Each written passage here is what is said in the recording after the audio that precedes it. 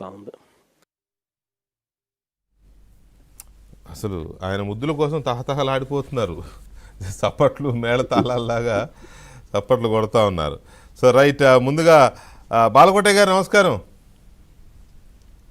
నమస్తే వెంకటేష్ గారు. వస్తున్నారు అన్నట్టుగా జగన్మోహన్ రెడ్డి గారు మరి మళ్ళీ పాదయాత్రకు రెడీ అయిపోయాడు. ఆయన మానసికంగా రెడీ అయిపోయాడు. అనౌన్స్మెంట్ కూడా ఇవాళ వచ్చేసింది. 1.5 ఏళ్ల తర్వాత మొదలెట్టి 1.5 ఏళ్ల జనంలోనే ఉంటాను పాదయాత్రతో రోడ్ల మీద అనేది ఆయన ప్రకటన. సో ఎలా ఉండబోతుంది ఈసారి పాదయాత్ర, ఎలా ఉండొచ్చు? వెంకటేష్ గారు నమస్తే. నమస్తే అండి. డిబేట్ లో ఉన్న మిత్రులందరూ కూడా, పెద్దలందరూ కూడా నమస్కారాలు. మనం కూడా జగన్మోహన్ రెడ్డి గారిని ఇబ్బంది పెట్టుకోకుండా డైరెక్ట్ గా సబ్జెక్ట్ లోకి వచ్చేస్తున్నానండి. అందుకనే నేను కూడా మిమ్మల్ని లాగాను ముందు. ఇప్పుడు పాదయాత్ర ఎందుకు చేస్తున్నారు జగన్మోహన్ రెడ్డి గారు? ఇప్పుడు మీ కాళ్ళే, మీ చేతులే, నడవచ్చు, చేతులు చాపొచ్చు. మొదటిసారి పాదయాత్ర చేశాము అంటే ఒక అర్థం పరమార్థం ఉంది. నాకు ఒక అవకాశం ఇవ్వండి, నేనేదో మంచి పరిపాలన అందిస్తానని వాడవాడ తిరిగావు, చేతులు పెట్టావు, ముద్దులు పెట్టావు, అన్నీ చేశావు అని నమ్మిచ్చావు. ప్రజలు ఇచ్చాడు, నిన్ను జీవించాడు. 5 ఏళ్ళు పరిపాలన కూడా ఇచ్చావు. నీ పరిపాలన చూశారు. నువ్వు ముఖ్యమంత్రి హోదాలో ఏం చేశావు కూడా చూశారు. మరి ఇప్పుడు పాదయాత్ర ఎందుకు చేస్తున్నావు? నాటి పాదయాత్రకు ఓదార్పు యాత్ర అని పేరు పెట్టావు. నేటి పాదయాత్రకి ఏం పేరు పెడతావు? కుర్చీ కోసం యాత్రని పెడతావా? అధికారం లేకుండా ఉండలేకపోతున్నానని చెప్పని అధికార దాహం అనే పేరు పెడతావా? మీకు మాట చెప్తాను, ఆయన చెప్పిన మాటలే.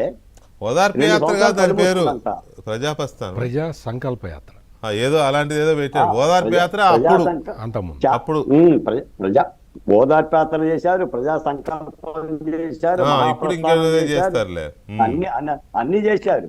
అంటే ఇప్పుడు చేస్తున్న పాదయాత్రకి ఏం పేరు పెడతాడు? నేనైతే సూచిస్తున్న జగన్మోహన్ రెడ్డి గారు కుర్చీ కోసం యాత్ర అని పేరు పెట్టుకుంటే బాగుంటుంది, లేదా అధికారం కోసం యాత్ర అని చెప్పి పెడితే చాలా బాగుంటుంది. మీకు మాట చెప్తానండి. ఇందాక ఆయన ఏమన్నాడంటే, మీరు చేపించిన మాటల్లోనే 2 ఏళ్ళు కళ్ళు మూసుకున్నాను, 2 ఏళ్ళు గడిచిపోయింది, మూసుకోండి ఒక 4 ఏళ్ళు ఈ రాష్ట్రాన్ని పెట్టిన దరిద్రం పోతుంది అంటే కళ్ళు మూసుకుంటే తప్ప కూటమి ప్రభుత్వ పరిపాలన ఆయన పరిశీలించట్లా. ఆయన పాదయాత్రకు వచ్చినప్పుడు కూడా జనం కళ్ళు మూసుకోవాలి. ఇక అదే ఇప్పుడు ఒక మాజీ ముఖ్యమంత్రి కూటమి ప్రభుత్వ పరిపాలన నిశ్చితంగా పరిశీలించి తప్పులుంటే ఎత్తి చూపాలి. కానీ ఆయన ఏం చెప్తున్నాడు? నేను 2 ఏళ్ళు కళ్ళు మూసుకున్నాను, కాలం గడిచిపోయింది, మళ్ళీ పాదయాత్ర చేస్తాను. చెయ్యండి, పాదయాత్ర కాదు కదా, పొర్లు దండాలు చెయ్యండి. పొర్లి దండాలు పెట్టండి. మీరేం చేశారో ప్రజలకు తెలుస్తుంది అన్నా. ఇప్పుడు నేను విన్నాను వెంకటకృష్ణ గారు, ఎన్ని అబద్ధాలంటే, ఇప్పుడు నాకు తెలిసి మన పంటచాలల్లో కనుక కుక్కమూతి పెందెలు ఉండట్టు, గ్రామాల్లో ఉలిపిరి కట్టి ఉండట్టు, ఆంధ్రప్రదేశ్ రాజకీయాల్లో జగన్మోహన్ రెడ్డి గారి లాంటి ఒక ఉలిపి కట్ట, ఒక విధాన నిర్ణయం లేని పరిపాలకుడు, ఒక ఆత్మసమీక్ష లేని పరిపాలకుడు, ఒక 10 మందిని కూర్చోబెట్టుకొని రూమ్లో చక్కగా నున్నగా ముస్తాబయిండండి, గడ్డలు చేయించిండు, తెల్లని సొక్కా తెల్లని ప్యాంట్ వేసిండు, శుభ్రంగా హ్యాపీగా ఆరోగ్యకరంగా వచ్చిండు. వచ్చి చెప్తా ఉండవు, యాపిల్ పండులాగా ఉండవు. అక్కడ వీళ్ళందరూ ఎదురు కూర్చున్న వాళ్ళకి గడ్డాలు మార్చిపోయి ఏంటి చింపిరిగా ఉన్నారు. ఈత వచ్చిన వాళ్ళు వింటూ ఉండాలి. ఈత వచ్చిన వాళ్ళు విని వీళ్ళు రప్ప అంటేనేమో గొడ్డలు తీసుకోవాలి, పదండ్ర ముందుకని చెప్పి తోసుకుంటూ పోవాలి. అంటే చూడండి, ఒక పరిపాలకుడు. నేను ఒక మాట కూడా చెప్తాను ఈ సందర్భంగా. జగన్మోహన్ రెడ్డి గారి పరిపాలనలో పెండింగ్ పెట్టే ఫీజు రియంబర్స్మెంట్ బిల్లులండి, ఆరోగ్యశ్రీ బిల్లులండి, జగన్మోహన్ రెడ్డి గారు పెంచిన అడవిని నరకటానికే కదా కూటమి ప్రభుత్వం 37 కోట్ల రూపాయలు అమరావతిలో ఖర్చు పెట్టింది. 37 కోట్ల రూపాయలు ఖర్చు పెట్టింది. ఆయన హయాంలో, ఆయన పరిపాలనలో ఏనాడన్నా ఒక పారిశ్రామిక ప్రగతి మాట విన్నామా? క్వాంటమ్ వ్యాలీ విన్నామా? బిట్స్ పిలాని విన్నామా? ఏఐ విన్నామా? డేటా సెంటర్ మాట విన్నామా?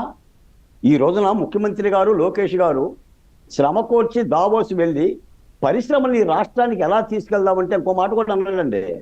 నేను బొక్కలు వేస్తాను అన్న తర్వాతే వాళ్ళందరూ టెండర్లు వేయలేదని మాట్లాడుతున్నాడు.